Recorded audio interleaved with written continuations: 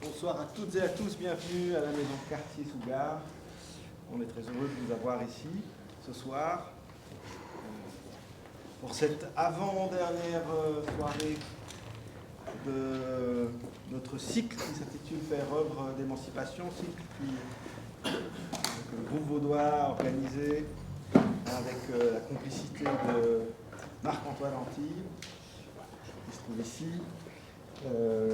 On arrive un peu au terme de ce cycle, on doit être environ à la 10e soirée. Certaines d'entre vous ont assisté à d'autres de nos soirées, on est très heureux de vous revoir. On est également très heureux de recevoir Vivien Paultier qui vous sera présenté un peu plus longuement juste après ce petit mot de bienvenue. On est très heureux de l'accueillir et on le remercie d'avoir accepté notre invitation. Vous dire que le bar est ouvert parce qu'il fait chaud, c'est moi qui vais le tenir, donc n'hésitez pas même pendant la conférence à venir plutôt discrètement prendre un verre d'eau, de coca, de bière, de vin. Le bar est ouvert toute la soirée. La soirée va se dérouler de manière assez classique. Vivian va nous faire un exposé pendant environ 1 heure, c'est comme ça. Et puis ensuite, il y aura un moment d'échange, de questions, qui pourra ensuite se prolonger de manière encore moins informelle autour d'un verre. Vous dire encore que c'est notre avant-dernière soirée. La dernière aura lieu le 15 juin, ici même. Et elle sera animée par Julien Antoine Bovier. Je ne sais pas si tu veux dire 2 mots, tu veux dire à la fin. À la fin. Enfin, il va nous parler de parfum. Donc c'est assez excitant. Il nous en dira un peu plus. Vous dire encore, le redire que le groupe vaudois est une association qui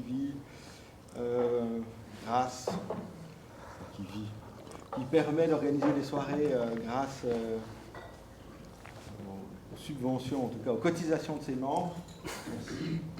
Et donc si vous souhaitez devenir membre ou nous soutenir, j'ai pas de petit papier, mais vous demandez à Google Philo, groupe vaudois de philosophie, vous arriverez sur notre site et puis vous aurez vos coordonnées. Est-ce que j'oublie quelque chose d'important? Si ce n'est pas ça, c'était important. Merci beaucoup à la Maison Cartier qui nous accueille toujours aussi chaleureusement. Merci surtout à Christophe qui a préparé la salle, la technique. C'est toujours très précieux. Christophe, on te remercie beaucoup. Et puis, je vous propose de passer la parole à Hugues, qui va nous présenter l'intervenant, le conférencier de ce soir. Très bonne soirée et à tout à l'heure. Merci David. Alors bon, je vais dire quelques mots de présentation de Vivien Paultier, qui se trouve être mon fils. C'est une situation un peu particulière. Donc évidemment, vous comprendrez que je ne dirai pas grand-chose, parce qu'au fond, vous avez déjà tout lu si vous dites que mon fils, donc c'est pas besoin d'être beaucoup plus disert. Juste vous dire, donc, comme c'est indiqué ici, Fonds national suisse, en effet, Vivien est doctorant au bénéfice d'une bourse du Fonds national suisse, et qu'il est rattaché à la section de français, au sein de laquelle il réalise ce doctorat. Et qu'il a obtenu cette bourse notamment au terme de ses études, son travail de maîtrise en littérature française, avec un mémoire qui a débouché sur la parution de cet ouvrage, une contradiction fondamentale dans la littérature du travail, les spectres du conflit dans la littérature contemporaine, 1980-2000. Alors, Vivien poursuit dans la même direction, il évolue, il avance, il progresse, et il se peut, mais je ne suis pas au parfum, qu'il vous dise quelques mots de la progression précisément de cette recherche qu'il a maintenant entamée à titre de recherche doctorale.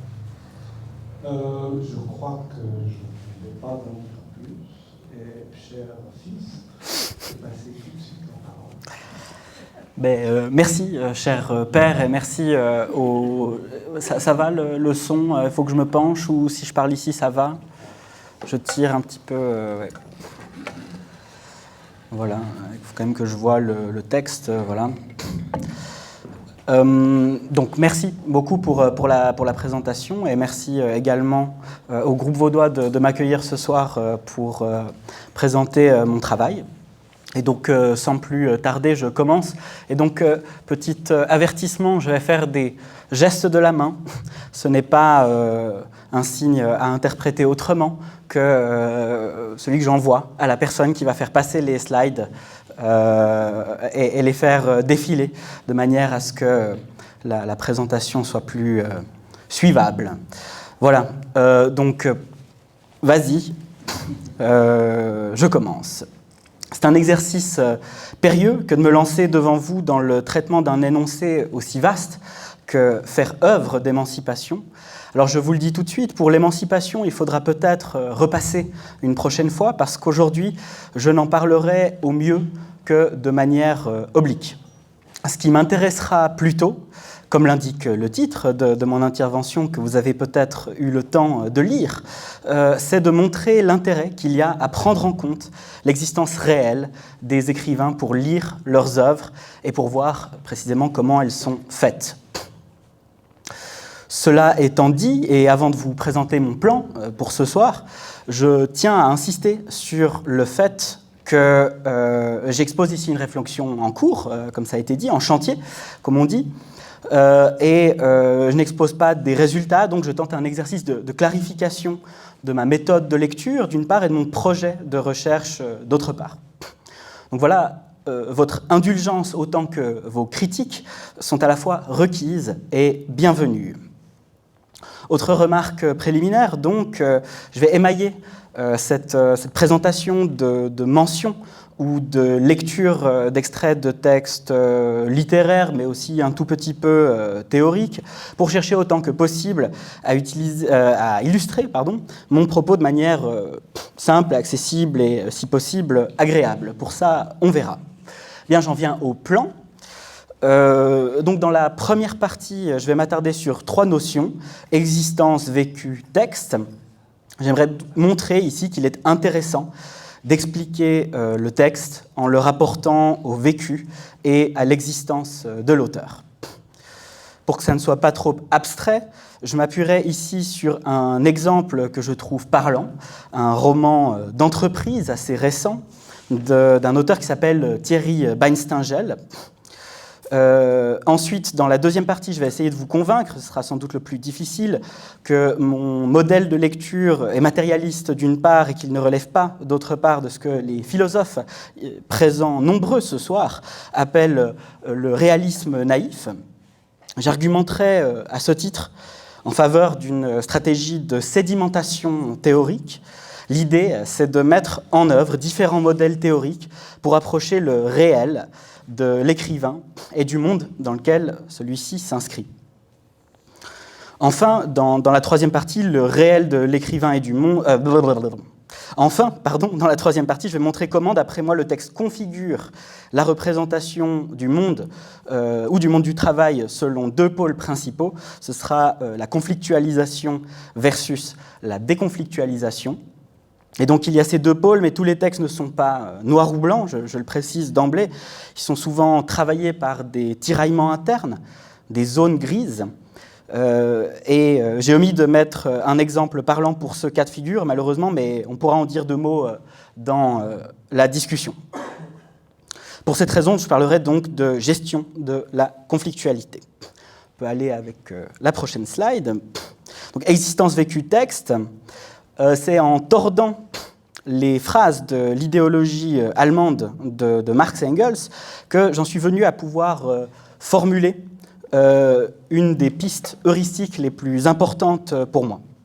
Je cite l'extrait, donc, « La conscience n'est d'abord que la conscience du milieu sensible le plus proche et celle d'une connexité limitée avec d'autres personnes et d'autres choses situées en dehors de l'individu qui prend conscience. » Voilà, il m'a semblé qu'il était intéressant de transposer de manière un peu sauvage cette phrase au cas des écrivains. En effet, quand on fait œuvre, on écrit de toute façon à partir de son existence, qui constitue bien, à un niveau ou à un autre, quelque chose comme un matériau. L'existence, telle que je l'entends, peut se concevoir multiplement, il faut le préciser d'emblée. Je peux l'entendre comme relation au milieu sensible, comme connexité limitée avec d'autres personnes, pour reprendre les termes de l'extrait-cité. Mais de fait, ce que je cherche à penser, c'est la situation sociale, historique et même, dans une certaine mesure psychique de l'écrivain, voire même familiale. Dans le cas, par exemple, d'un texte que j'ai travaillé, d'un auteur français actuel qui s'appelle Guillaume Poix, qui a écrit les fils conducteurs. On pourra peut-être en reparler aussi.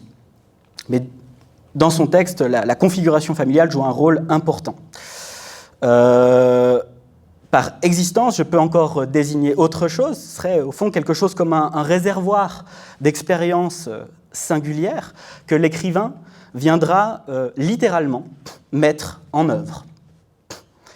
Mais justement, slide suivante, mise en œuvre de l'existence envisagée comme rapport à un monde ou d'expérience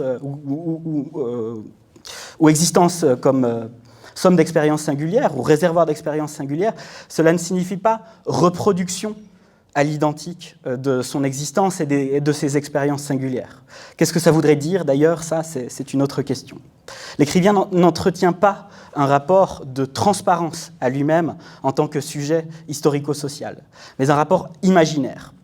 Cette dimension imaginaire de l'existence, envisagée comme rapport à soi, c'est ce que j'appelle le vécu.